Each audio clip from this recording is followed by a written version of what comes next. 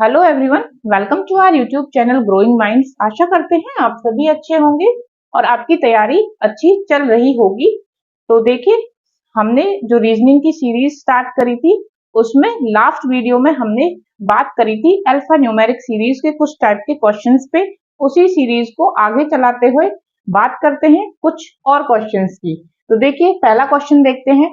इसमें आपको क्या दिया है, एक सीरीज दी हुई है और आपको बोला है rearrange in alphabetic order and tell which is third from the left. Left hand से थर्ड कौन सा होगा, लेकिन कब? जब आप इन शब्दों को, इन वर्ड्स को रीअरेंज कर लेंगे अल्फाबेटिक ऑर्डर में।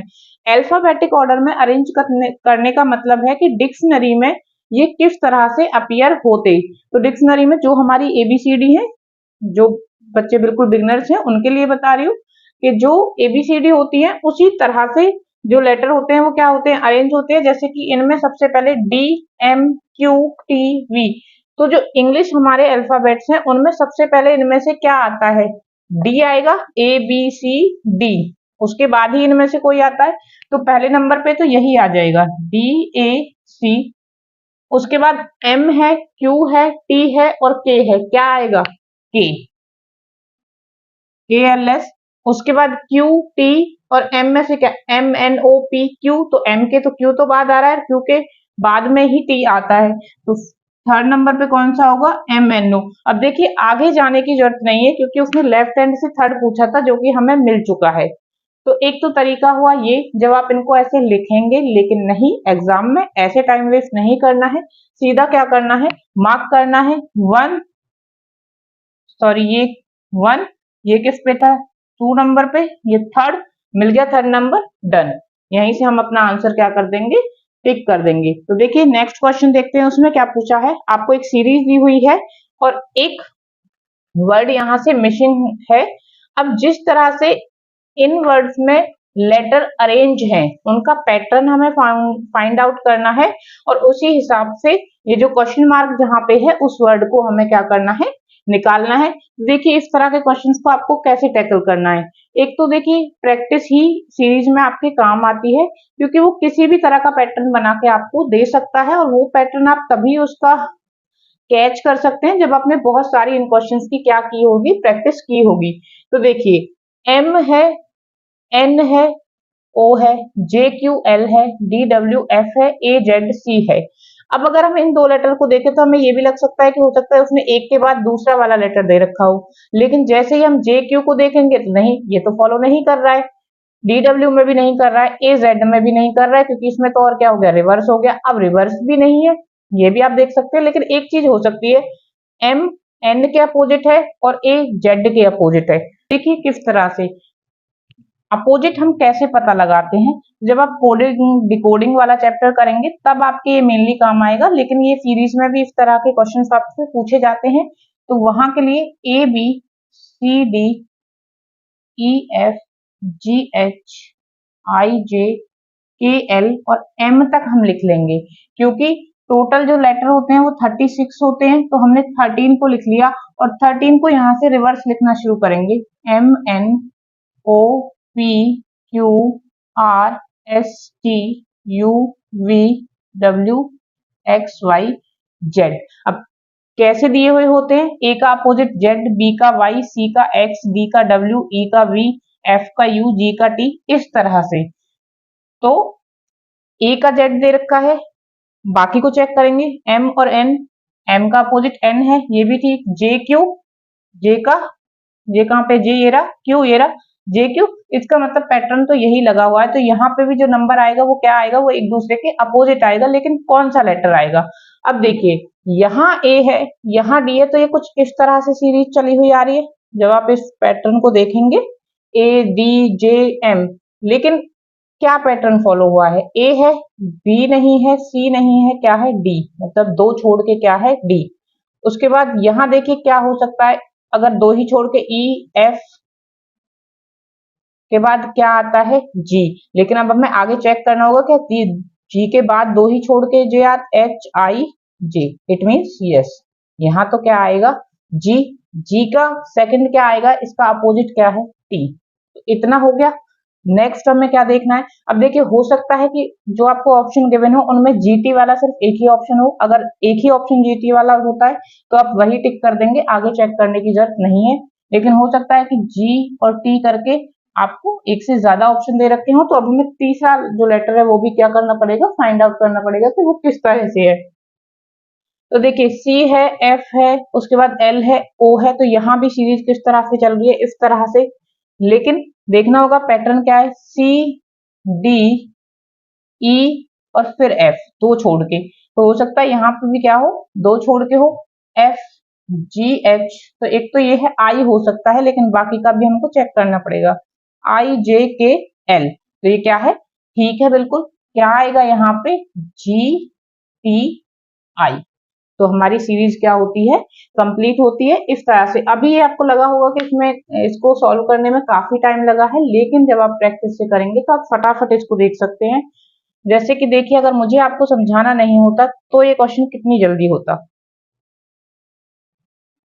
मान लीजिए ये क्वेश्चन मेरे सामने आया, मैंने सीधा यहाँ से देखा m के बाद n है लेकिन j के बाद q है, तो ऐसा पैटर्न फॉलो नहीं हो रहा, m n का अपोजिट है, क्योंकि जब आप पढ़ लेंगे, आप पूरी रीजनिंग कर लेंगे तो आपको ये अपोजिट वाला कंसेप्ट भी पता होगा, तो आपके माइंड में ये साथ के साथ आएगा कि m n का अपोजिट होता है, तो क्या j q का अपोजिट है, क्योंकि यहाँ से सीधा दिख जाएगा a क्या है, z का अपोजिट है या रिवर्स है। लेकिन अगर इनमें रिवर्स नहीं है तो फिर इसमें भी रिवर्स वाला तो नहीं लगा, अपोजिट वाला चेक कर लिया, अपोजिट है। यहाँ से देखेंगे a d j m दो छोड़ के है, क्योंकि अभी आपको ये लिखना पड़ रहा है, लेकिन जब आप प्रैक्टिस करेंगे आपको पता होगा कि दो छोड़ के डी है, डी के दो छोड़ के क्या आता है, जी आता है, जी का अपोजिट क्या होता है, टी होता है। और फिर अगर ऑप्शन में है तो ठीक, लेकिन एक से ज्यादा ऑप्शन में जी टी है तो उसके बाद थर्ड को भी चेक करेंगे, सी, सी के बाद दो छोड़ के एफ, दो छोड़ के आई, लेकिन एक बार इधर भी जाके चेक कर लेना है, एल के बाद एम, एम के बाद एन, फिर ओ होता है, दो ही छोड़ के है, तो क्या है हमारा क्वेश्चन, ठीक है। तो यही पैटर्न क्या हुआ है, फॉलो हुआ है, तो इस तरह से आप स्पीड से क्वेश्चंस को कर पाएंगे। नेक्स्ट क्वेश्चन, तो यहाँ क्या था, जी टी आई क्या आएगा, इस क्वेश्चन मार्क की जगह पे आएगा। अब ये क्वेश्चन मार्क आपको यहाँ भी दिया हो सकता है, यहाँ भी दिया हो सकता है, यहाँ भी दिया हो सकता है, कहीं पे भी हो सकता है। नेक्स्ट क्वेश्चन देखते हैं, फाइंड नेक्स्ट टर्म। अब देखिए इसमें भी कहीं ना कहीं क्या होगा, कोई ना कोई पैटर्न ऐसा दिया होगा जिसकी मदद से हमें क्या करना है कि इसके बाद क्या आ सकता है वो देखना है। अब देखिए किस तरह से देखेंगे, यहाँ नंबर आपको दिखाई दे रहे हैं, तो क्या हम थोड़ा सा नंबर्स के साथ खेल के देख सकते हैं। यहाँ 8 है, यहाँ 24 है, मतलब 8 का कुछ, अब इसका कनेक्शन 8 के साथ जरूर होगा कुछ ना कुछ। 8 के साथ अगर हम 24 का कनेक्शन देखेंगे तो सबसे पहले हमें शायद यही नजर आएगा, 8 3 जा 24, फिर 24 का 12 के साथ कनेक्शन देखना है, क्या है 24 को अगर 2 से डिवाइड करें तो 12 आता है, यहाँ तक कि अब चेक करना है क्या यही पैटर्न आगे है या नहीं है। देखिए 12 का 36 के साथ 12 इंटू में 3 जा, कहीं ना कहीं हो सकता है कि यही पैटर्न क्या किया गया हो, फॉलो किया गया हो। तो अब क्या आएगा 36 का हाफ, क्योंकि एक बार वो 3 से मल्टीप्लाई कर रहा है एलिमेंट को और एक बार क्या कर रहा है फिर डिवाइड कर रहा है 2 से, तो यहाँ क्या आएगा कुछ 18 करके आएगा। अब हो सकता है कि ऑप्शन जो आपको गिवन हो उनमें सिर्फ एक ही ऑप्शन में बीच में 18 हो, तो वही ऑप्शन टिक कर देना है, आगे कोई चीज चेक करने की जरूरत नहीं है। लेकिन अगर ऐसा नहीं है, क्योंकि हो सकता है कि ऑप्शन में एक से ज्यादा ऑप्शन में क्या हो 18 गिवन हो बीच में, तो हम बाकी की कंडीशंस को चेक करेंगे। अब देखिए जब इधर हम देखते हैं पहला पहला जो लेटर सबका देखते हैं, जो रिलेशन होता है वो मोस्टली इसी तरह से होता है कि पहले का इसके साथ हो सकता है या फिर बीच वालों का बीच वालों के साथ, पहले का पहले के साथ और थर्ड वाले का थर्ड वाले के साथ, इस तरह से। तो यहाँ ई है, यहाँ एच है, के है, एन है, तो इतना तो समझ आएगा कि कुछ अल्फाबेटिक ऑर्डर में ही कुछ चल रहा है, लेकिन उनके बीच में क्या पैटर्न है वो देखते हैं। ई के बाद एच, अब देखिए ई के बाद एच दो छोड़ने पे आता है, एच के बाद क्या दो छोड़ने पे ही के आता है, यस। तो अब हम तीसरा चेक करने की जरूरत नहीं है, हम क्या करेंगे सीधा एन के बाद दो छोड़कर देखेंगे क्या आता है, ओ और पी छोड़ के क्या आएगा, क्यू। फिर वही है, हमें ऑप्शन में अगर क्यू और 18 कहीं पे मिल रहा है और वो एक ही ऑप्शन में है तो हम उसको टिक कर देंगे। अगर दो ऑप्शन में क्यू 18 है या 3 में है या चारों में है तो फिर हम आगे की कंडीशन चेक करेंगे। अब हमें ये पैटर्न जो पीछे वाले नंबर हैं उनमें कुछ इस तरह दिखेगा कि अल्फाबेटिक सीरीज ऐसे चल रही है, एम पी एस वी, तो इस तरह से चल रही है, एम एन ओ पी, इसमें भी क्या है दो छोड़ के ही आपको दिया हुआ है, तो एम से दो छोड़ के पहले क्या आया होगा, क्योंकि हमें तो यहाँ का देखना है ना रिवर्स कंडीशन में। तो एल और के को छोड़ा होगा, क्या आया होगा, जे। यही क्या है, हमारा आंसर है।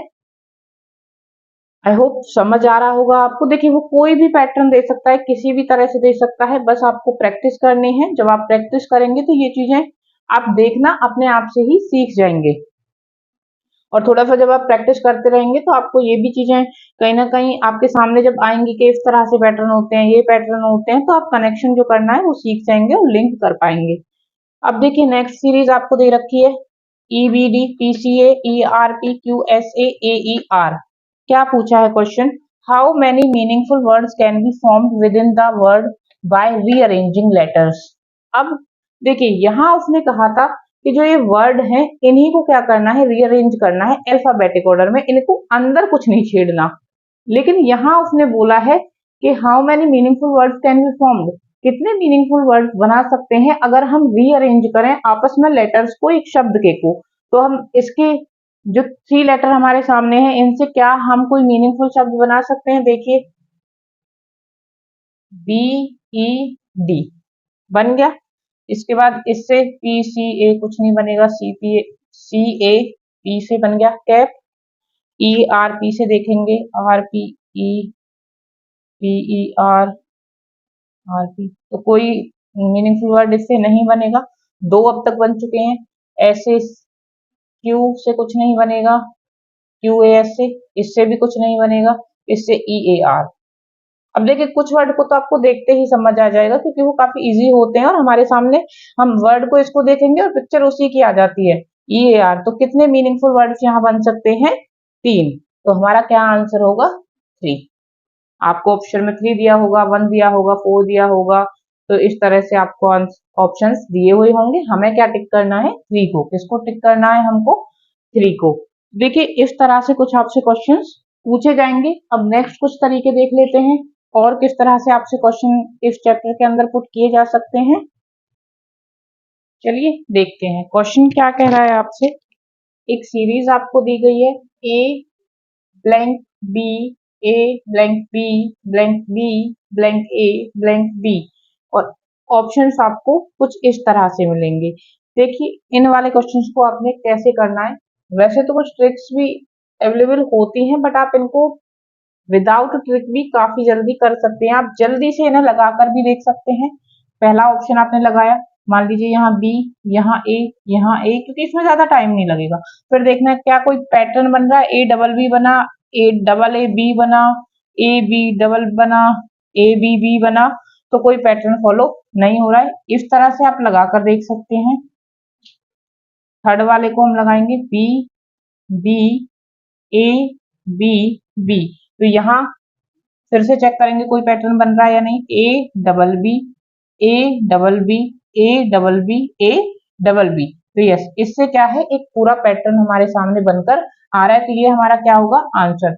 दूसरा एक तरीका जो आप जिससे आप सॉल्व कर सकते हैं, थोड़ा इजी वे है, आप इनको तीन के पेयर में कट कर सकते हैं, एक ट्रिक की तरह ही है। ठीक, अब देखिए ए से शुरू बी पे खत्म, ए से शुरू बी पे खत्म, तो ये भी क्या होगा, ये सिर्फ करके देखना है पहले। ए से शुरू बी पे खत्म, अगर हम इसको ऐसे कर दें तो ये क्या बनेगा, ए डबल बी। अब हम हर किसी को ए डबल बी बना देते हैं, तो क्या आया, B B A B B.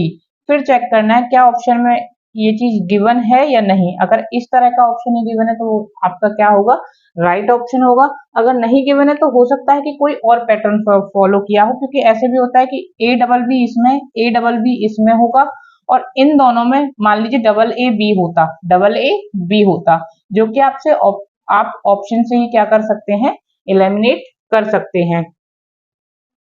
देखिए फिर से एक बार समझने की कोशिश करिए। यहाँ आपने तीन के पेयर बनाए,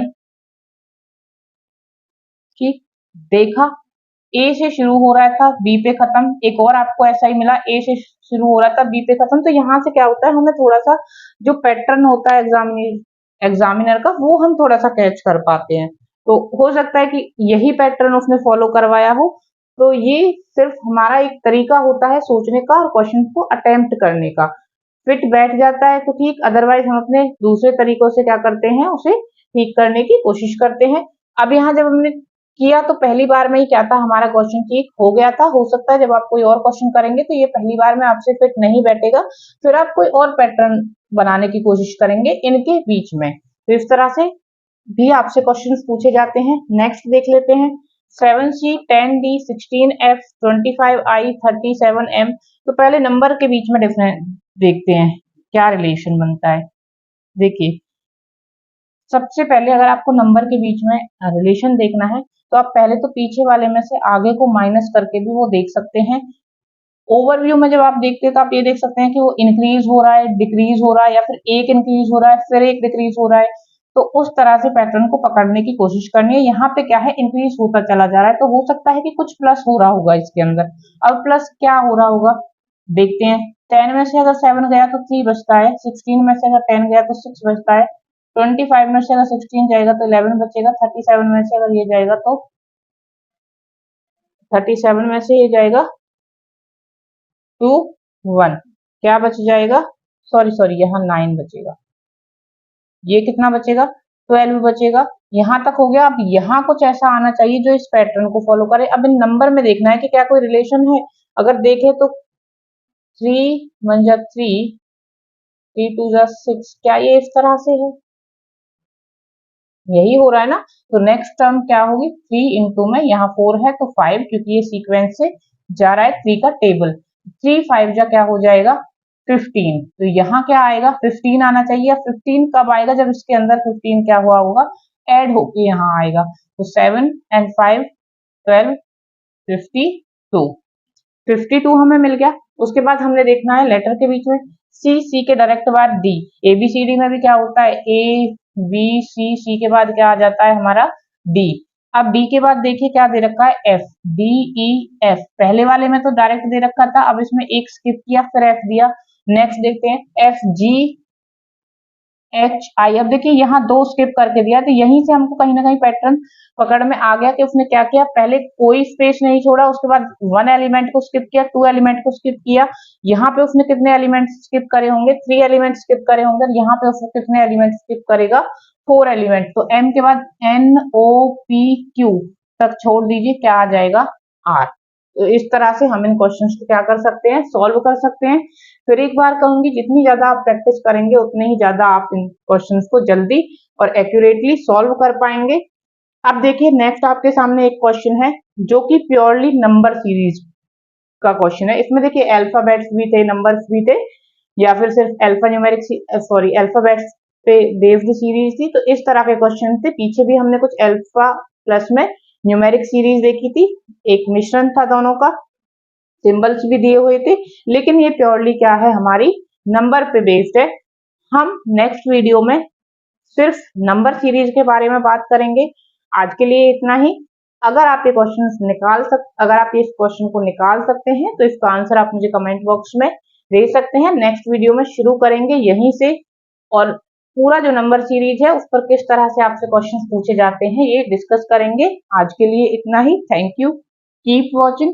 अगर कंटेंट आपको अच्छा लगे तो प्लीज चैनल को सब्सक्राइब कर दीजिएगा, लाइक कर दीजिएगा एंड शेयर कर दीजिएगा। थैंक यू, मिलते हैं नेक्स्ट वीडियो में।